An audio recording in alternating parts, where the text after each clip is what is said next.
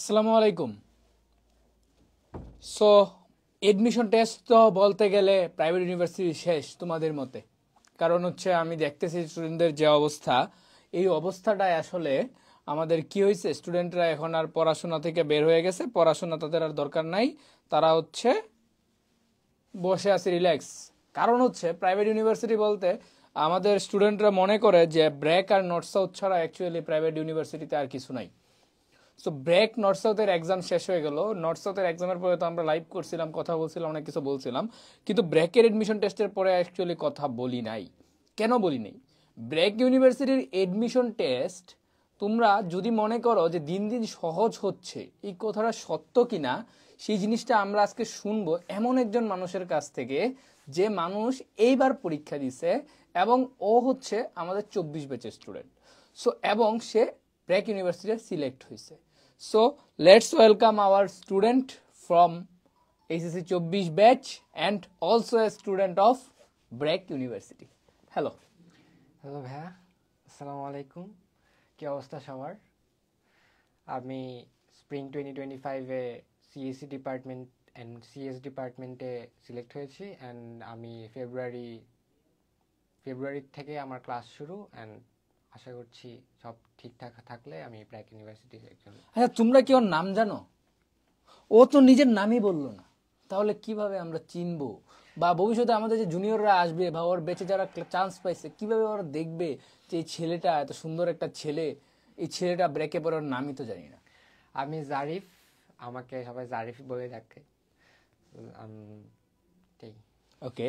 আর আমি ইমতিয়াজ মাহমুদ, তোমাদের সাথে তো সবসময়ই তোমাদেরকে গেজেতে থাকি, পর পর এটা কর ওটা কর। সো তোমরা তো আমাকে হয়তো বা চিনো।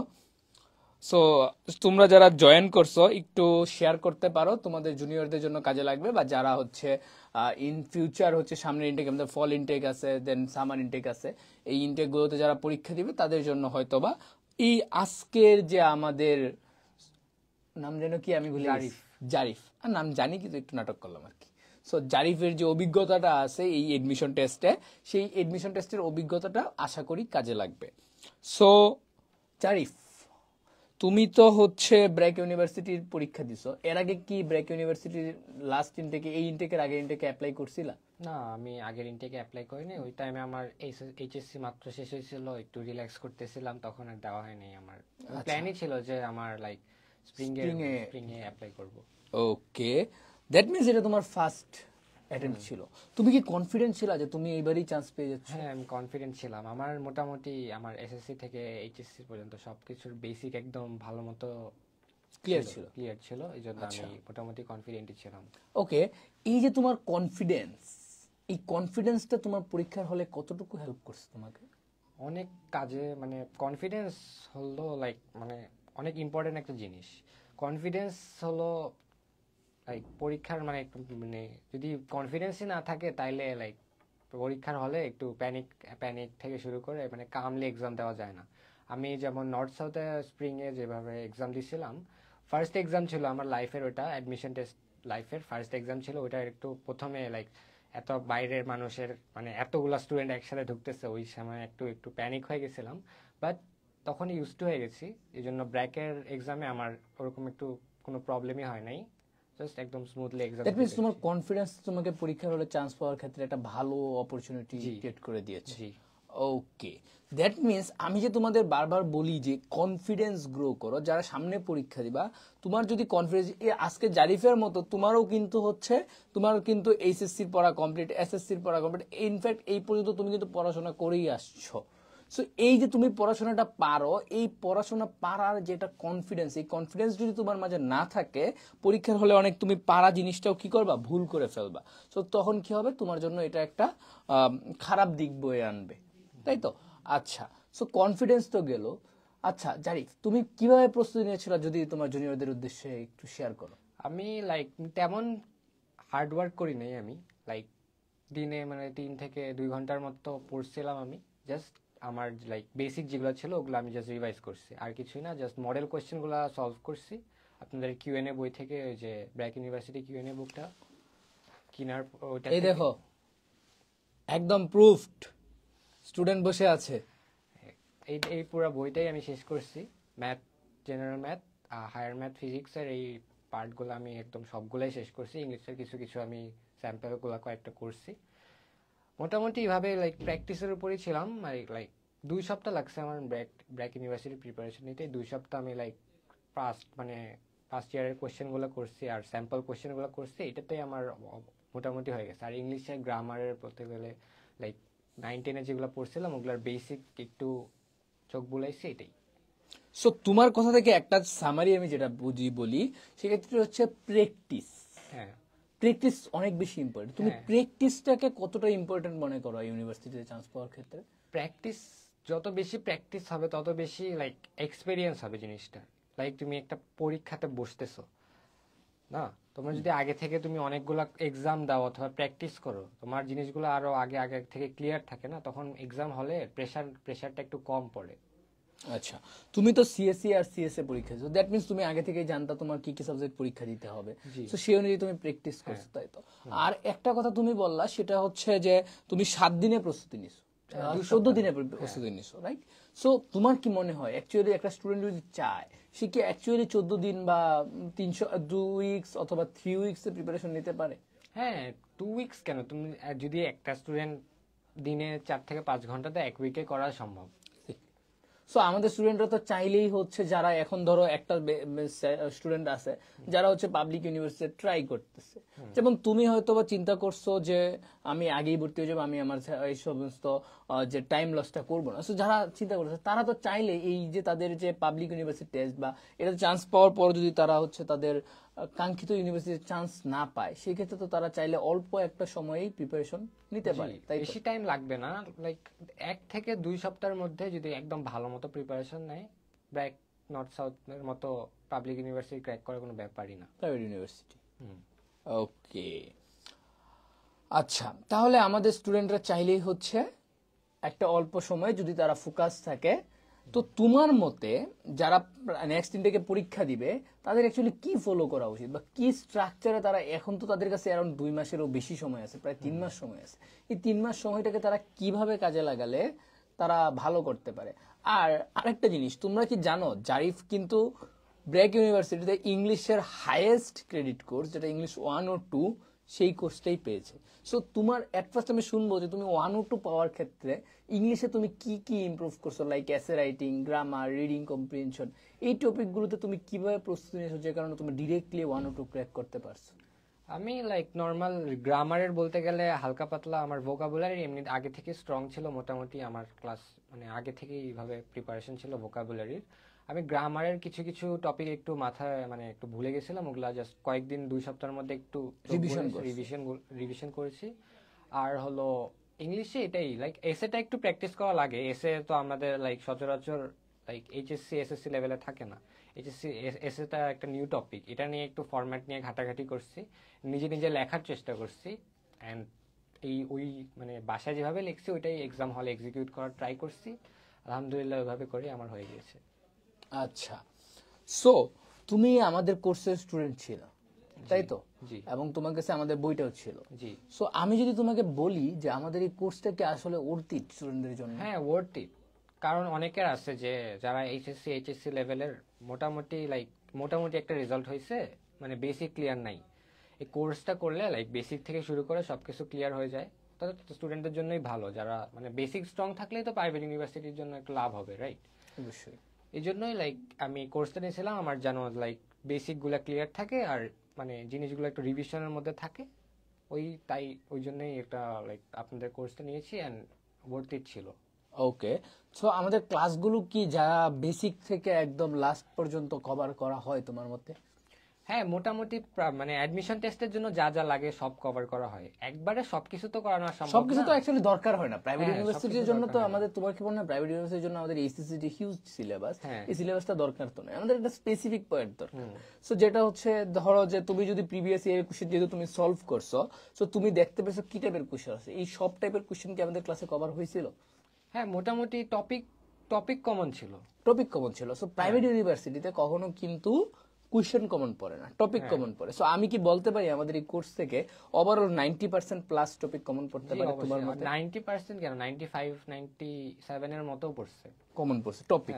কারণ হচ্ছে এই যে তোমরা যারা দেখতেছো ভিডিওটা বা ভবিষ্যতে সামনে দেখবা, তোমরা একটা জিনিস মাথায় রাখো, প্রাইভেট ইউনিভার্সিটি কিন্তু প্রতি বছরই সেম টাইপের কোয়েশ্চেন হয়। এটা জারিফ আরো ভালোভাবে বলবে যে তুমি যদি প্রিভিয়াস ইয়ারের কোয়েশ্চেন গুলো দেখো, এই টপিক গুলো থেকেই কোয়েশ্চেন ছিল।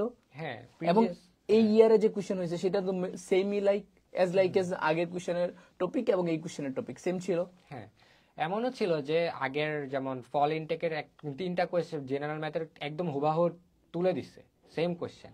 যাদের হলো আগের কোয়েশ্চেন গুলো একটু আইডিয়া ছিল, পড়া ছিল, ওরা কিন্তু এই 3টা মানে কোয়েশ্চেন লাইক না না দেখেও করতে পারবে, ওরা অপশনও সেম ছিল, একদম হুবাহু তুলে দিচ্ছে। রিপিট কিন্তু হচ্ছে।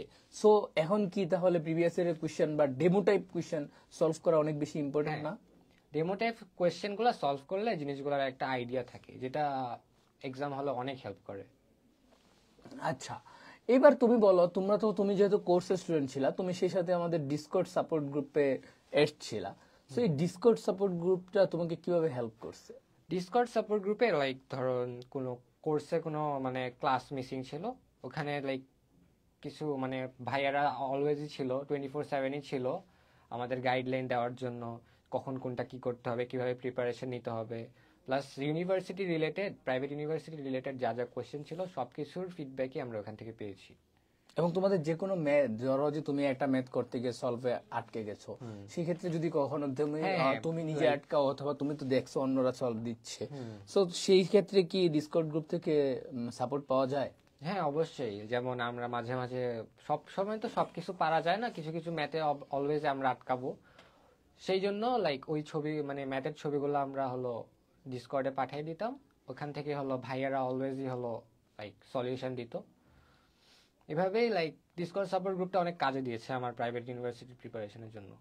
আচ্ছা, সো এই তো গেল কোর্স। এবার তুমি একটু আমাদের বইটা থেকে তোমার কিভাবে হেল্প হয়েছে সেটা একটু স্টুডেন্টদের জন্য details তো এই বইটা আমি নিচ্ছিলাম লাইক আমার প্র্যাকটিস করার জন্য, লাইক আমি নিজে নিজে বাসার মধ্যে মধ্যে মানে এটার মধ্যে সলিউশনও দেওয়া আছে, বাট আমি চাইছিলাম যে নিজে একটা বই কিনে ওখানে লাইক নিজে নিজে সলভ করবো, এরপর সাথে সাথে পিছিয়ে যে অ্যান্সার মেলাবো। ওইটার জন্য আমি বইটা কিনেছি, মানে সবকিছু সব সব চ্যাপ্টার ওয়াইজ, সব টপিক ওয়াইজ সবকিছু দেওয়া আছে। অ্যান্ড এটা সলভ করার পরে আমার মনের মধ্যে একটা আলাদা কনফিডেন্স ছিল যে আমার পুরা মানে একটা 40 সেটের মতো মানে ম্যাথ, এমসিকিউ, তারপর জেনারেল ম্যাথ, ফিজিক্স এগুলো করা শেষ। তখন মনের মধ্যে একটা কনফিডেন্স আসে যে আমার 40টা তো করা শেষ, আমার লাইক এখন আমি যে কোনো এক্সামই লাইক কোনো মানে কোনো টপিকই আটকাবো না। ওভারঅল একটা কনফিডেন্স গ্রো হ্যাঁ, একটা কনফিডেন্স গ্রো করে। আর এর পাশাপাশি তো তোমাদের জন্য কোর্সে হচ্ছে ফ্রি এক্সাম ব্যাচ ছিল। হ্যাঁ, ওইটাও এক্সাম ব্যাচে আমি দিয়েছিলাম। এক্সাম ব্যাচের দুই একটা বোধহয় দেওয়া হয় নাই, বাট এক্সাম ব্যাচ গুলোও দিয়েছি। বাট এই বই বই করার পরে আমার লাইক সবকিছু কভার হয়ে গেছে। এক্স্যাক্টলি।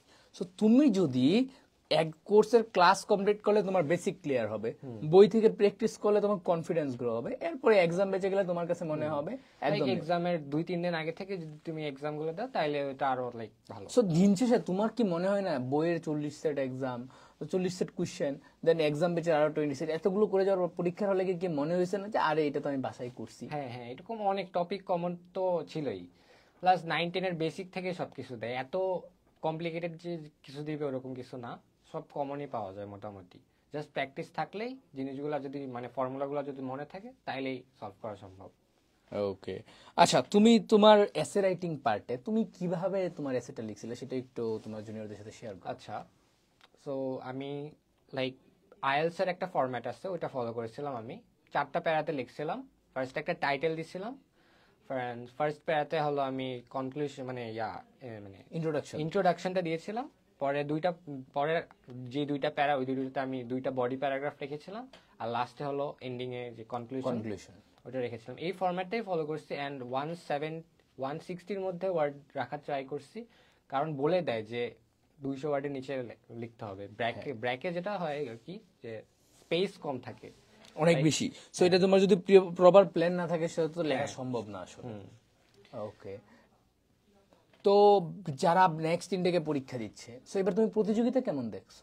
এবার প্রতিযোগিতা অলমোস্ট অনেক বেশি দেখছি আমি। পাবলিক ইউনিভার্সিটির মতো মানে কম্পিটিশন দেখছি। আমার অনেক ফ্রেন্ড সার্কেল চান্স পায় নাই, অনেকে আছে আবার মানে প্রি ইউনিভার্সিটি হয়েছে, অনেকে আছে নন ক্রেডিট পাইছে, এরকম অনেকেই দেখছি আমি।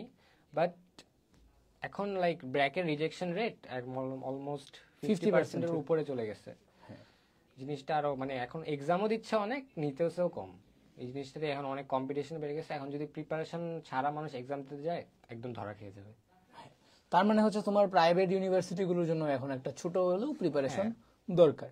আর সেই প্রিপারেশনের জন্য তুমি কি তোমার জুনিয়রদের কাছে আমাদের কোর্স বা বই রেকমেন্ড করবা? হ্যাঁ, অবশ্যই রেকমেন্ড করব, কারণ লাইক যদি এই দুইটা মানে মানে কোর্স প্লাস বই যদি একবারে মানে ভালোভাবে শেষ করতে পারে, তাইলে আমি কনফিডেন্টলি বলতে পারবো যে চান্স কনফার্ম। আচ্ছা, ওকে। এই তো গেল হচ্ছে আমাদের জারিফের। আচ্ছা, একজন কমেন্ট করেছে, দেখি কি বলছে। ভাইয়া, আমি ব্রেকেওতে স্প্রিং এডমিশন দিয়েছি বিবিএ ডিপার্টমেন্টে, বাট আমার চান্স হয় নাই। সামার পজিশন দিতে চাচ্ছি, কোন কোন টপিকগুলো পড়লে আর কিভাবে প্রিপারেশন নিলে চান্স কনফার্ম করতে পারবো? আচ্ছা, যেহেতু বিবিএ তে পরীক্ষা দিবে, তার মানে হচ্ছে আমাদের তাকে শুধুমাত্র হচ্ছে ম্যাথ এন্ড হচ্ছে ইংলিশ, জেনারেল ম্যাথ আর English. General math English. So তুমি বলো যে তুমি কিভাবে জেনারেল ম্যাথ আর ইংলিশ প্রিপারেশন নিছিলা, যে কারণে তুমি চান্স পেয়ে গেছো। সো এটা যদি হয়তোবা তোমার এই বন্ধুকে হেল্প করতে পারে। ইংলিশের তো আমি আর ফার্স্টেই বললাম যে তোমার বেসিক ক্লিয়ার থাকতে হবে, লাইক বেসিক যেমন পার্টস অফ স্পিচ, আর্টিকেল, তারপরে আমার ভোকাবুলারি। ব্র্যাকের জন্য এবার যেটা নোটিস করলাম যে অনেক বেশি ভোকাবুলারি ফোকাস ছিল এবার Yes. কোশ্চেন। ভোকাবুলারিটা একটু স্ট্রং করতে হবে, বেশি বেশি আর্টিকেলস পড়তে হবে, different type of English news paper পড়লে আরো ভালো। এভাবে লাইক মানে যে ওয়ার্ডসগুলো নতুন শিখতেছে ওগুলো অ্যাপ্লাই করতে হবে ডেইলি লাইফে, ওইভাবে তোমার ভোকাবুলারি হলো ইমপ্রুভ হবে। এছাড়াও যদি আমি ম্যাথের কথা বলি, ম্যাথে লাইক 9-10-এর যে বেসিক ম্যাথগুলো আছে ওগুলা লাইক ওই যে কোর্সে যেই ম্যাথে জেনারেল ম্যাথের সেগমেন্টটা আছে ওইটা তুমি সবগুলো টপিক কভার করলে, ওইটার উপর কয়েকটা প্রবলেম সলভিং ক্লাস করলে এনাফ। Enough. হ্যাঁ, আচ্ছা, আর এসে রাইটিং এর জন্য হচ্ছে এসে ফরম্যাট ফলো করতে হবে, যেটা আমাদের কোর্সে এসে রাইটিং ক্লাসে দেওয়া আছে। হ্যাঁ।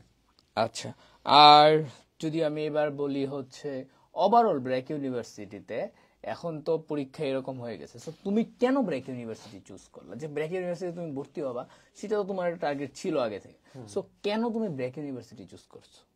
আমি ব্র্যাক ইউনিভার্সিটি চুজ করছি কারণ আমার আগে থেকে একটা ছোটবেলা থেকে ড্রিম ছিল যে আমি সিএসসি পড়বো। সিএসসি লাইক বাংলাদেশে one of the best CSC BRAC ইউনিভার্সিটিতে শুনতেছি। সো ওই দিক থেকে আমি লাইক ব্র্যাক ইউনিভার্সিটি মানে প্রেফার করলাম। এখন আলহামদুলিল্লাহ চান্সও হয়ে গেছে, এই আর কি। Okay, let's congratulate Zarif, congratulations and welcome to BRAC U. So যারা প্রাইভেট ইউনিভার্সিটির মাঝে ব্র্যাক কিংবা নর্থ সাউথে পরীক্ষা দিতে যাচ্ছ, তোমরা কিন্তু চাইলে আমাদের কোর্স কিংবা বই পারচেস করতে পারো, যা তোমার প্রস্তুতিকে একদম কম্প্যাক্ট করতে পারে। কারণ হচ্ছে তোমার আইডিয়া ছাড়া তুমি যদি পরীক্ষা দিতে যাও, তাহলে গিয়ে দেখবা যে এটা সমুদ্রের মাঝে ঝাঁপ দিছো। কারণ তুমি সবসময় পড়ছো এক রকমের, আর এখন পরীক্ষা দিতে গিয়ে দেখতেছো নতুন রকমের কুয়েশ্চেন প্যাটার্ন। আইডিয়া না থাকলে তোমার জন্য সেটা কিন্তু নতুন। কিন্তু যদি তুমি ক্লাস কমপ্লিট করো, বেসিক কমপ্লিট করো, দেন তোমার বইগুলো থেকে তোমার প্র্যাকটিস করো, এক্সাম পেছে এক্সাম দাও, সেটা কিন্তু আলটিমেটলি তোমার জন্য ভালো একটা রেজাল্ট বয়ে নিয়ে আসবে। এরকমই যদি তোমরা জারিফের মতো আমাদের সাথে কথা বলতে চাও, তাহলে তোমাকে এট ফার্স্ট চান্স পেতে হবে ব্র্যাক ইউনিভার্সিটিতে, এবং তোমার নিজেকে সেই জায়গায় এস্টাবলিশ করতে হবে। যেন আমার সামনে যেমন আজকে জারিফ বসে আছে, জারিফ কিন্তু এর আগে, আমি কিন্তু জারিফের সাথে আজকে ফার্স্ট দেখা হলো, এর আগে হয়তো বা ডিসকর্ডের মেসেজে রিপ্লাই দিয়েছে, ইনফ্যাক্ট আমি ওরা চিন্তাও না, এরকম অনেক স্টুডেন্ট আমরা রিপ্লাই দিই। কিন্তু দেখো আজকে যে জারিফ এই জায়গাটায় বসে আছে, এটা কিন্তু তার যোগ্যতা, কারণ সে আজকে এই জায়গাটা অ্যাচিভ করছে। ওর মতো, জারিফের মতো তোমরা তাকে ইন্সপিরেশন হিসেবে নিতে পারো, যে ও ভাইয়া চান্স পাইছে, আমিও চান্স পাবো, আমিও ভালো কিছু একটা করব। আলটিমেটলি দিন শেষে সেটা কি তোমার কেরিয়ারের জন্য। যেমন ধরো 24 ব্যাচ থেকে জারিফ, যেমন 24 ব্যাচে অনেকে আর নেক্সট, কিন্তু তাদের থেকে কিন্তু জারিফ একটা সেমিস্টার বা তার গ্রাজুয়েশন কিন্তু এক সেমিস্টার আগে হবে। সো দ্যাট মিনস সে তোমার থেকে 4 মাস আগে সে গ্রাজুয়েশন করতেছে। যারা পিছিয়ে গেছো, চিন্তার কোনো কারণ নাই, নেক্সট ইনটেকে অ্যাপ্লাই করো, প্রপারলি প্রিপারেশন নাও। আশা করি তোমাদের প্রিপারেশনটা খুব ভালো হবে। ঠিক আছে, সবার জন্য শুভকামনা। এইটুকুই আজকে মূলত জারিফের প্রস্তুতিতে, জারিফের অভিজ্ঞতা শেয়ার করতে চাইছিলাম, এবং তোমাদের জন্য বলছিলাম যে সারপ্রাইজ আছে। সো যারা এখনো জানো না, আমাদের কিন্তু ডিসেম্বরের 31 তারিখ পর্যন্ত আমাদের কোর্সের উপর 35% ডিসকাউন্ট চলছে, এবং বইয়ের উপর রকমারিতে 50% পর্যন্ত ডিসকাউন্ট চলতেছে। সো এই ডিসকাউন্ট যারা এখনো অ্যাভেল করো নাই এবং তোমরা সামারের জন্য প্রস্তুতি নিচ্ছ, সেটা নর্থ সাউথ হোক, ব্র্যাক হোক, ইস্ট ওয়েস্ট হোক, কিংবা অন্য কোনো প্রাইভেট ইউনিভার্সিটি হোক, তোমরা চাইলে কিন্তু 35% ডিসকাউন্টে কোর্সগুলো এনরোল করে ফেলতে পারো। এবং আরেকটা কথা, ভোট চলতেছে, আমার গ্রুপে এবং আমার আইডিতে ভোট চাওয়া আছে, অবশ্যই ভোট দিবা আর আমাকেই ভোট দিবা। ঠিক আছে, সবার জন্য শুভকামনা। আসসালামু আলাইকুম।